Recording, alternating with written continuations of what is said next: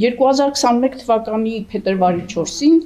հաստատվեց հանրակրթության պետական չափորոշիչը, որտեղ դուք գիտեք,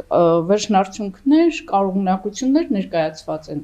Իհարկե, այս գործին զուգահեռ նաև առարկայական չափորոշիչները եւ ծրագրերը։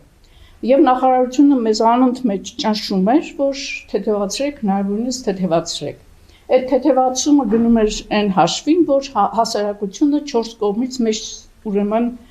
քննադատում էին, մենակ չէին քննադատում, այլ ամենադաժան ձևերով վերլուծում չէին էլ վերլուծում, ուղղակի լսելով, որ այս լրագրողը մի բան ասաց, այն մեկը մի բան ասաց ու այդպես գնում էր խայտառակ վիճակը։ Ընկերներ ջան, ինչն է մեզ պակասում, համագործակցությունը։ Կրթությունը առանց համագործակցության չի կարող ուղղակի գոյություն ունենալ։ Եվ եթե նախկինում լավ կհիշի Գայանեն, կրթության ազգային ինստիտուտը ուներ առարկայական հանձնաժողովներ։